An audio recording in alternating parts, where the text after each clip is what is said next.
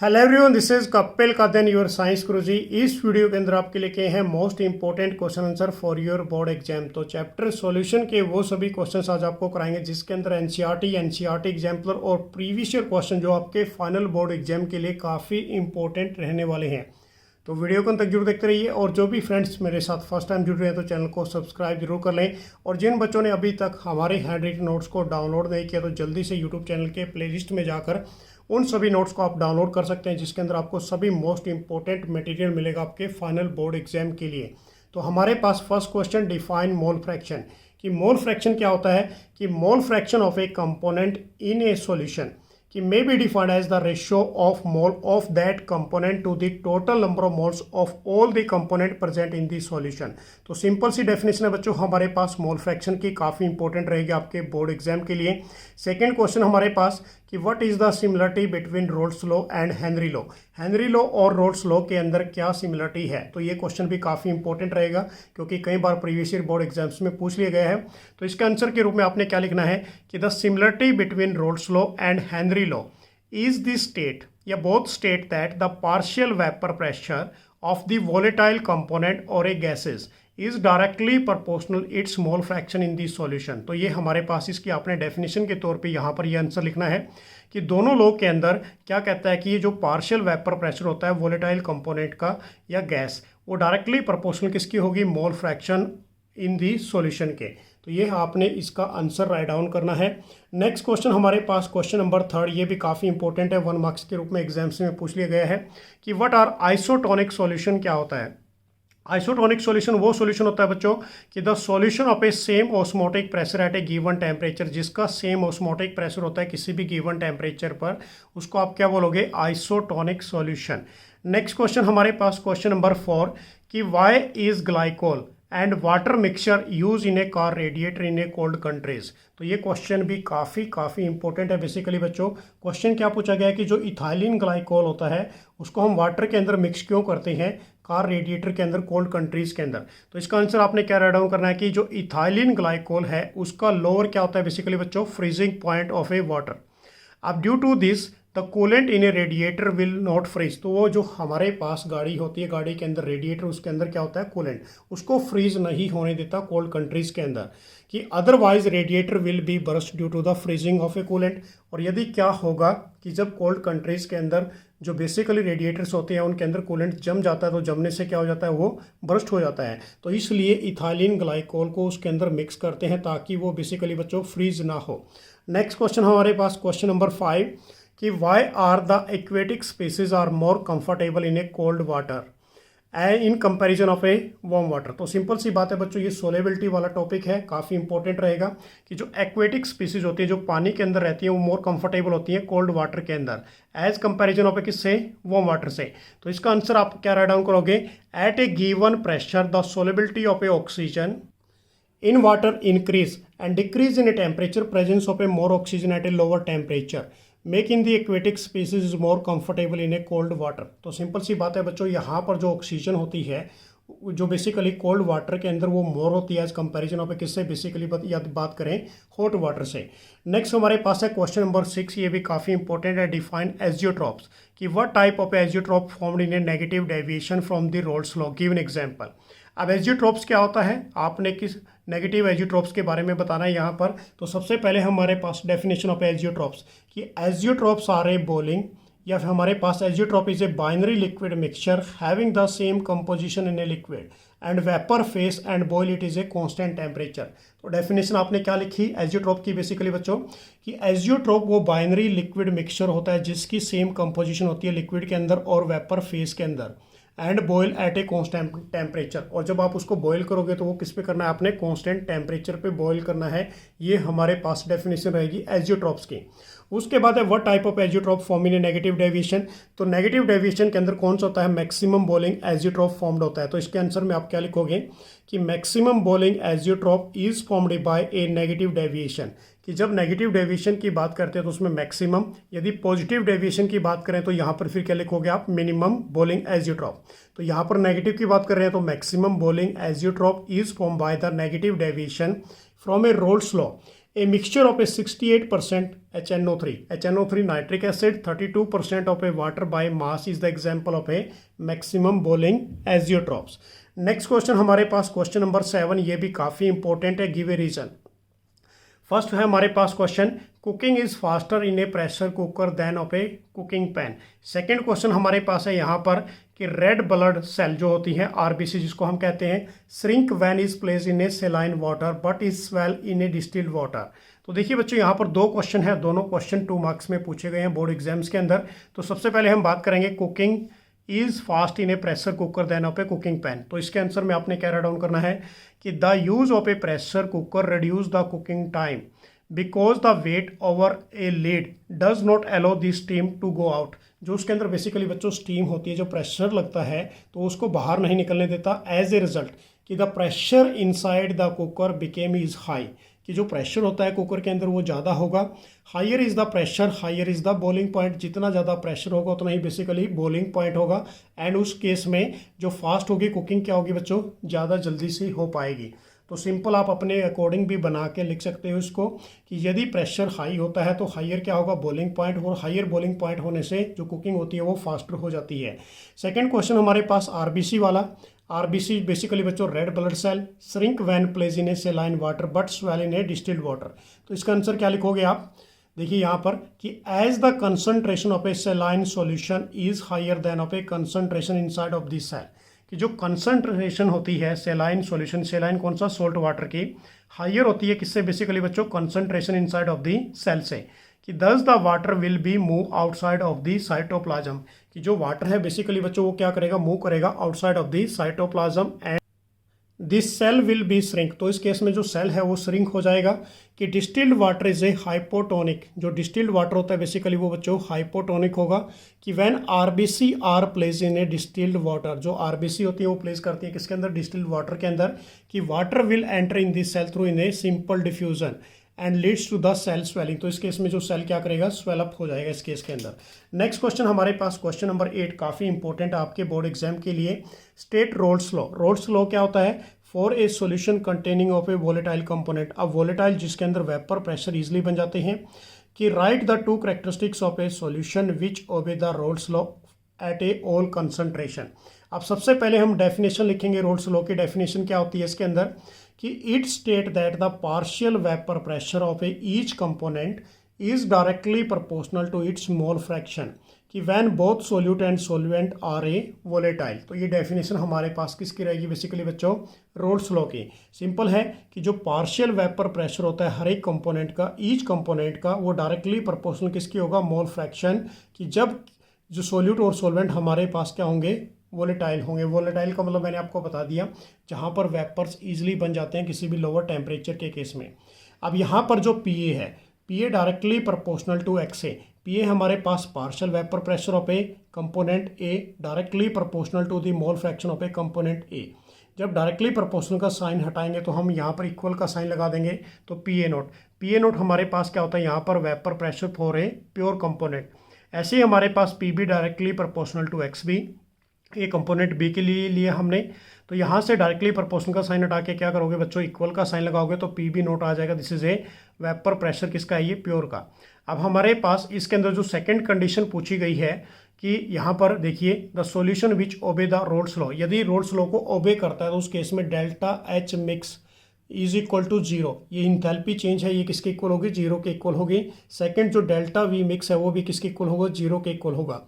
Third हमारे पास they follow the Raoult's law. ये फॉलो किसको करेगा, रोल्स लॉ को फॉलो करेगा. And they can be separated by a fractional distillation. अब ये किस मेथड के द्वारा सेपरेट किया जा सकता है, फ्रैक्शनल डिस्टिलेशन के द्वारा. तो काफ़ी इंपॉर्टेंट क्वेश्चन था. रोल्स लॉ क्या होता है, उसकी कंडीशंस हमारे पास. सेकंड क्वेश्चन हमारे पास, नेक्स्ट क्वेश्चन की यदि बात करें कि state Henry law and write two application. Henry law क्या होता है, उसकी कोई 2 एप्लीकेशन बताइए. ये क्वेश्चन भी काफ़ी इंपॉर्टेंट है, कई बार बोर्ड एग्जाम्स में आ चुका है. तो सबसे पहले हमारे पास definition of a Henry law. It state that the partial vapour pressure of a gas in a vapor phase P is directly proportional to the mole fraction of a gas X in a solution. तो definition देखिए बच्चों, यहाँ से start करोगे आप कि जो partial vapour pressure होता है किसी भी गैस का इन ए वेपर फेज के अंदर, वो डायरेक्टली प्रोपोर्शनल किसकी होगा, मोल fraction of a gas X की. जो किसके अंदर प्रेजेंट कर रही है, किसी भी सॉल्यूशन के अंदर प्रेजेंट करेगी। इसको हम क्या बोलेंगे, हेनरी लॉ। अब मैथमेटिकली हम यदि इसको राइट डाउन करें तो P इज इक्वल टू हमारे पास KH और X। वैसे तो P डायरेक्टली प्रोपोर्शनल किसके होता है, मोल fraction of a gas in a solution के। अब यहाँ से डायरेक्टली प्रोपोर्शनल का साइन हटा के क्या लगा देते हैं, KH हमारे पास this is a Henry constant. अब इसकी जो एप्लीकेशन रहेगी हमारे पास, फर्स्ट एप्लीकेशन कि to minimise the painful effects. ये किसको मिनिमाइज करता है, जो पेनफुल इफेक्ट्स होते हैं। accompanying that decompression of a deep sea diverse, जहाँ पर वो बैंड्स आ जाते हैं जब वो नीचे जाते हैं डीप सी के अंदर, oxygen diluted with a less soluble helium gas is use in the breathing gas. अब इसके अंदर बेसिकली बच्चों ये काफ़ी इंपॉर्टेंट पॉइंट रहेगा। सेकेंड पॉइंट भी हमारे पास ऐसे ही है कि to increase the solubility of a carbon dioxide in a soft drink and a soda water the bottle is sealed with a under high pressure. कि जो भी आप कोल्ड ड्रिंक्स पीते हैं उसके अंदर बेसिकली कार्बन डाइऑक्साइड को डिजोल्व किया जाता है, उसको सोलेबल किया जाता है, किसके द्वारा, according to the high pressure के द्वारा बॉटल को सील कर देते हैं। नेक्स्ट क्वेश्चन हमारे पास क्वेश्चन नंबर 10 काफ़ी इंपॉर्टेंट है। What are the differentiate between ideal solution and non ideal solution. अब देखिए, आइडियल सॉल्यूशन जो ओबे करेगा रोल्स लॉ को उसको आइडियल सॉल्यूशन कहते हैं, जो ओबे नहीं करता उसको हम नॉन आइडियल सॉल्यूशन कहते हैं। तो यहाँ पर डिफरेंस के अकॉर्डिंग देख लेते हैं। फर्स्ट पॉइंट, इट ओबे the Raoult's law at every range of concentration. All value of a concentration, कोई भी वैल्यू हो कंसंट्रेशन की जो ओबे करता है रोल्स लॉ को, उसको आप क्या बोलोगे, ideal solution. Non ideal solution, it does not obey the Raoult's law, जो ओबे नहीं करता रोल्स लॉ को, उसको आप क्या बोलोगे, non ideal solution. But in case of a ideal solution, delta H mix is equal to 0, delta V mix is equal to 0। But in case of a non ideal solution, delta H mix not equal to 0, delta V mix not equal to 0। तो यहाँ पर इसके 2 points आप लिख सकते हैं। Next question हमारे पास, ये क्वेश्चन भी काफ़ी इंपॉर्टेंट है, कई बार प्रीवियस ईयर बोर्ड एग्जाम्स में पूछा गया है कि give a reason elevation of a boiling point of 1 molar KCl solution is nearly double than that of a 1 molar sugar solution. अब देखिए बच्चों, इसमें यदि बात करें एलिवेशन ऑफ बॉइलिंग पॉइंट किसका, KCl का, वो नियरली डबल होता है एज कंपैरिजन ऑफ किससे, 1 molar of a sugar solution है। क्योंकि जो KCl होता है हमारे पास ये आयनिक फॉर्म के अंदर होता है, इसको हम स्ट्रॉन्ग इलेक्ट्रोलाइट कहते हैं। But in case of a sugar solution की यदि बात करें, दिस इज ए वीक, हमारे पास ये क्या रहेगा, इलेक्ट्रोलाइट्स रहेगा, तो ये डिसोसिएट नहीं होता आयंस के अंदर। तो इसके आंसर के रूप में आपने क्या लिखना है, KCl। जब इसको हमने करंट दिया तो ये डिसोसिएट हो गया K पॉजिटिव और Cl नेगेटिव के अंदर।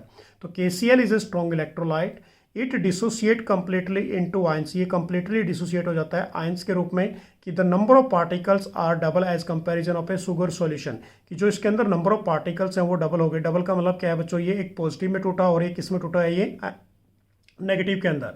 कि शुगर सॉल्यूशन जो है बेसिकली नॉन इलेक्ट्रोलाइट, वो डिसोसिएट नहीं होता आयंस के अंदर, तो does not form of A ions, तो उसमें कोई भी आयंस फॉर्म नहीं होंगे। अब यदि इसकी बात करें बच्चों, यहाँ पर जो वेंट होफ फैक्टर है हमारे पास, I is equal to 2 for a KCl, but I is equal to 1 for a sugar. क्योंकि शुगर के केस में तो वो आयन से डिसोसिएट ही नहीं हुआ, ओनली शुगर का ही फॉर्मूला था, तो उसके अंदर वेंट होफ फैक्टर क्या रहेगा, 1 रहेगा। सो देयरफॉर डेल्टा TB हमारे पास elevation of boiling point is double in a KCl। तो KCl के केस में ये क्या होगा बच्चों, डबल रहेगा। नेक्स्ट क्वेश्चन हमारे पास, डिफाइन द टर्म्स। अब डिफाइन द टर्म्स के अंदर हमारे पास यहाँ पर पूछा गया बच्चों 3 डेफिनेशन। कोलिगेटिव प्रॉपर्टी क्या होती है, एबनॉर्मल मोलर मास क्या होता है, वेंट होफ फैक्टर क्या होता है। तो सबसे पहले हम बात करेंगे कोलिगेटिव प्रॉपर्टी की। तो कोलिगेटिव प्रॉपर्टी की डेफिनेशन कि those property which depend upon the number of particle of a solute, कि जो किसके ऊपर डिपेंड करती है, number of particle of solute के ऊपर डिपेंड करती है, जो किसके अंदर प्रेजेंट करेगा, बेसिकली बच्चों सॉल्यूशन के अंदर। And not are in the nature of a solute, जो किसके ऊपर डिपेंड नहीं करती, उसकी नेचर के ऊपर डिपेंड नहीं करती, जो नेचर किसकी होती है, सॉल्यूट की, उसको हम क्या बोलते हैं, कोलिगेटिव प्रॉपर्टी। एग्जांपल आप दे सकते हो इसके अंदर, relative lowering vapour pressure, osmotic pressure, this is the example of A colligative property. जो कोलिगेटिव प्रॉपर्टी होती है वो बेसिकली 4 टाइप्स की होती हैं, तो वो हम आगे एक्सप्लेन करेंगे। तो सेकंड हमारे पास है एबनॉर्मल मोलर मास क्या होता है। तो इसकी डेफिनेशन बच्चों कि the molar mass determined with the help of A colligative property when it undergo either association or dissociation is called is a abnormal molar mass of a solute।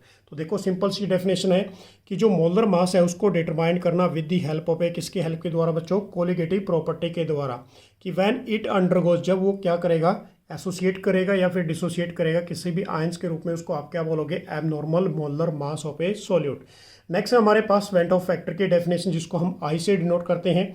तो इसकी definition में आप क्या राइट डाउन करोगे कि it is defined as the ratio of a normal molecular mass to the observed molecular mass of a solute is called is a van't of factor. Next question हमारे पास question number 13, काफ़ी important है ये भी। Explain why an addition of a 1 mole of a glucose to a 1 litre of a water the boiling point of a water is increase. तो देखिए बच्चों, यहाँ पर एक थोड़ा सा एक्सपेरिमेंट वे से क्वेश्चन दिया गया है कि 1 मोल ऑफ ए ग्लूकोज को हमने डिजोल्व किया किसके अंदर, 1 लीटर ऑफ ए वाटर के अंदर। जो बॉइलिंग पॉइंट है वाटर का वो क्या हो गया, इंक्रीज हो गया। तो इस केस में आपने आंसर क्या राइट डाउन करना है कि it is because the vapour pressure of a solution decrease, कि जो वेपर प्रेशर हुआ सॉल्यूशन का वो डिक्रीज हो गया व्हेन ग्लूकोज को जब आपने ऐड किया किसके अंदर, वाटर के अंदर, कि therefore it is to be heated at a higher temperature. तो हमें इसको कहाँ पर हीट करना पड़ेगा, हायर टेम्परेचर पे हीट करना पड़ेगा कि the vapour pressure of a solution became equal to किसके इक्वल हो जाए, एटमॉस्फेरिक प्रेशर के।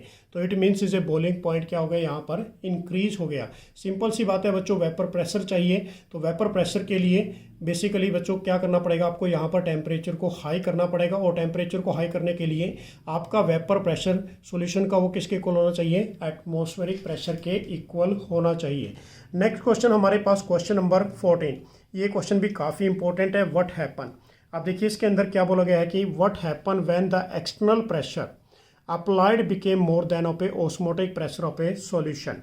तो देखिए सबसे पहले क्वेश्चन को समझिए कि क्या बोला गया है कि क्या होगा कि when the external pressure applied, जो एक्सटर्नल प्रेशर बाहर से लगा, became more than of a, किससे ज़्यादा है, ये osmotic pressure of a solution से ज़्यादा है। तो इसके आंसर में आपने क्या राइट डाउन करना है कि reverse osmosis will be take place. तो रिवर्स ऑस्मोसिस टेक प्लेस होगा, दैट इज कि solvent molecule from the solution move to the push solvent, वो बेसिकली पुश करेंगे solvent through semi permeable membrane. Semi permeable membrane जो basically allow करती है बच्चों solvent particle को। नेक्स्ट क्वेश्चन हमारे पास क्वेश्चन नंबर 15 कि what is meant by the positive deviation from the Raoult's law, कि पॉजिटिव डेविएशन क्या होगी रोल्स लॉ के अंदर। गिवन एग्जांपल कि what is the sign of a delta H mix of a positive deviation.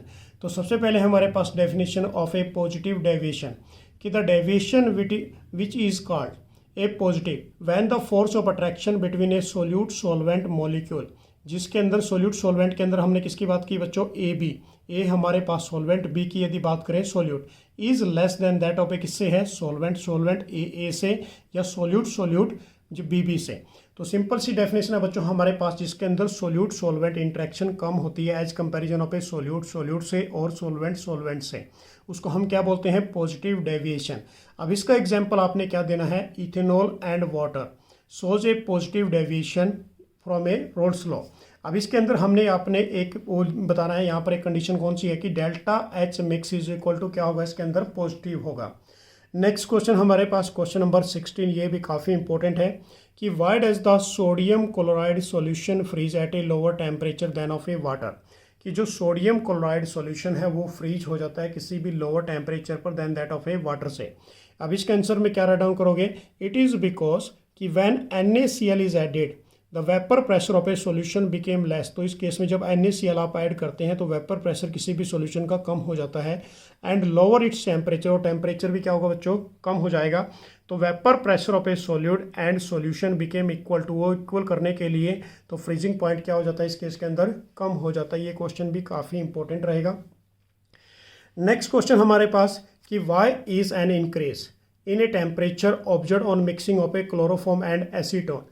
तो देखिए इसके अंदर क्या बोला गया है कि it is because the force of attraction between the chloroform and acetone is more than the force of attraction between the CHCl3 CHCl3 और एसीटोन एसीटोन। तो इस केस में हमारे पास यदि बात करें delta H is a negative यदि delta H होता है तो उस केस में एक्जोथर्मिक प्रोसेस टेक प्लेस होगा कि therefore the increase in a temperature. तो इस केस में टेम्परेचर क्या होगा बच्चों, इंक्रीज होगा। तो ये काफ़ी इंपॉर्टेंट क्वेश्चन है, इसको भी आपने बहुत अच्छे तरीके से लर्न करना है। उसके बाद हमारे पास है काफ़ी इंपॉर्टेंट डेफिनेशन, मोलैरिटी की डेफिनेशन। इसका फॉर्मूला जो आपके एग्जाम के लिए काफ़ी इंपॉर्टेंट रहेगा, साथ में इसकी SI यूनिट। तो सबसे पहले हम बात करते हैं मोलैरिटी, इसको हम कैपिटल एम से डिनोट करते हैं। तो इसकी डेफिनेशन आपने क्या राइट डाउन करनी है कि it is defined as the number of moles of a solute dissolved in a 1 litre of a solution. कि जो number of moles of a solute होते हैं उसको आपने डिजोल्व करना है किसके अंदर, 1 लीटर ऑफ ए सॉल्यूशन के अंदर। तो मोलैरिटी का हमारे पास जो फॉर्मूला बनेगा, number of moles of a solute divide by the volume of solution in A litre. अब इस केस में जो आपने एग्जांपल देना है बच्चों यहाँ पर कि 1 मोल पर litre solution of A KCl mean the 1 mole of A KCl, 1 mole KCl को डिजोल्व कर रहे हैं किसके अंदर, 1 लीटर ऑफ ए वाटर के अंदर। जो इसकी ऐसा यूनिट है बच्चों, ये काफ़ी इंपॉर्टेंट है कि यूनिट ऑफ ए मोलैरिटी। तो इसकी यूनिट क्या बनेगी हमारे पास, मोल पर लीटर। इसको आप ऐसे लिख लीजिए, मोल लीटर इनवर्स या फिर मोल पर लीटर। अब इस केस के अंदर कई न्यूमेरिकल्स के अंदर ये पूछा जाता है कैपिटल M क्या होता है। Capital M shows that is a molar. हमारे पास मोलर, इसको हम मोलर से डिनोट करते हैं। मोलर का मतलब ही क्या होती है, मोलैरिटी। मोलैरिटी चेंज होगी with change in a temperature. ये याद रखना आपने कि molarity change with change in a temperature as the volume change with change in a temperature. जैसे ही वॉल्यूम चेंज होगा तो टेम्परेचर भी चेंज होगा, और टेम्परेचर चेंज होने से बेसिकली बच्चों मोलैरिटी भी क्या होगी, इसके अंदर चेंज होगी। नेक्स्ट क्वेश्चन हमारे पास है यहाँ पर मोलैरिटी। मोलैरिटी को हम स्मॉल m से रिप्रेजेंट करते हैं। इसकी डेफिनेशन हमारे पास, it is defined as the number of a moles of a solute dissolve in a 1 kilogram of the solvent is called is a molarity. Molarity को हम स्मॉल m से denote करते हैं। तो इसके यहाँ पर जो फॉर्मूला आप लिखना चाहते हो तो फॉर्मूला क्या बनेगा बच्चों कि mole of a solute divide by the mass of a solvent in a kilogram is equal to number of moles of a solute divide by mass of a solvent in a gram multiply by 1000। अब इस case में unit of a molarity, तो unit क्या बनती है बच्चों हमारे पास, मोल पर केजी, जिसको हम मोलल कहते हैं, स्मॉल m से रिप्रेजेंट करेंगे। अब ये भी क्वेश्चन काफ़ी इंपॉर्टेंट है कि molarity is a independent of A temperature. ये इंडिपेंडेंट होती है टेम्परेचर के, डिपेंड नहीं करती टेम्परेचर के ऊपर। नेक्स्ट डेफिनेशन हमारे पास ये भी काफ़ी इंपॉर्टेंट है बच्चों, एंडोऑस्मोसिस और एक्सोऑस्मोसिस क्या होती है। तो इसको हम प्रॉपर एक्सप्लेन करेंगे अपनी इसके अंदर। तो देखिए ध्यान से, सबसे पहले एंडोऑस्मोसिस क्या होती है, if RBC 0.9% NaCl given mass divide by volume is place is a hypotonic solution then the water molecule move inside of the cell. तो देखिए इसके अंदर क्या बोला गया कि बच्चों, इफ़ यदि RBC जो है हमारे पास 0.9% of A NaCl given mass divided by volume is placed in a hypotonic solution then the water molecule move inside of the cell। जो वाटर मॉलिक्यूल है वो क्या करेंगे, मूव करेंगे किसके अंदर, इनसाइड ऑफ ए सेल के अंदर। अब हाइपोटोनिक सॉल्यूशन क्या होती है, लो कंसंट्रेशन की यदि बात करें उसको हम हाइपो बोलते हैं, हाइपर की यदि बात करें तो हाई कंसंट्रेशन। अब this is known as a endosmosis. तो इस केस में जो एंडोऑस्मोसिस होती है तो जो सेल है वो क्या होगा बच्चों, स्वेलअप होगा। अब सेकंड है हमारे पास exosmosis. If RBC 0.9% NaCl given mass divide by volume are place in a hypertonic solution, मतलब high concentration, then of a water molecule move outside of the cell. तो वाटर मॉलिक्यूल क्या करेगा, move करेगा outside of a cell. तो this is a exo हमारे पास osmosis process. तो इस केस के अंदर जो रिजल्ट बनेगा, shrinkage of a cell, cell shrink होगा इसके अंदर। तो ये भी काफ़ी इंपॉर्टेंट डेफिनेशन है ये आपके बोर्ड एग्जाम के लिए। नेक्स्ट क्वेश्चन हमारे पास है रिवर्स ऑस्मोसिस क्या होता है। तो ये भी काफ़ी इंपॉर्टेंट रहने वाला आपके बोर्ड एग्जाम के अंदर। If external pressure applied on A hypertonic solution, hypertonic solution का मतलब क्या होता है बच्चों, high concentration, is greater than of a osmotic pressure then the solvent particle start moving from a hypertonic solution to a hypotonic solution। Simple सी definition है, यदि external pressure जो बाहर का प्रेशर है वो अप्लाई करते हैं, किसके ऊपर अप्लाई करेंगे, हाई कंसंट्रेशन सॉल्यूशन के ऊपर, वो ग्रेटर देन किससे होगा बेसिकली बच्चों, osmotic pressure then of a solvent particle से। Start moving from a hypertonic solution to the hypotonic solution, this process is called is a reverse osmosis. कि this technique is use कहाँ use करते हैं इसको, डिसैलिनाइजेशन of A C water के लिए इसका use किया जाता है, या drinking of a purpose water के लिए। अब इसकी जो कंडीशन हमारे पास, condition for a reverse osmosis, external pressure is greater than of a osmotic pressure. अब ये हमारे पास इसका डायग्राम है, यहाँ से आप इसका डायग्राम देख सकते हो, ये भी काफ़ी इंपॉर्टेंट रहेगा आपके एग्जाम के लिए। तो ये थे हमारे पास मोस्ट इंपॉर्टेंट क्वेश्चन जो आपने प्रिपेयर करने अपने फाइनल बोर्ड एग्जाम के लिए। नेक्स्ट वीडियो के अंदर फिर आपके लिए कुछ इंपॉर्टेंट क्वेश्चन लेके आऊँगा। Thanks for watching, bye.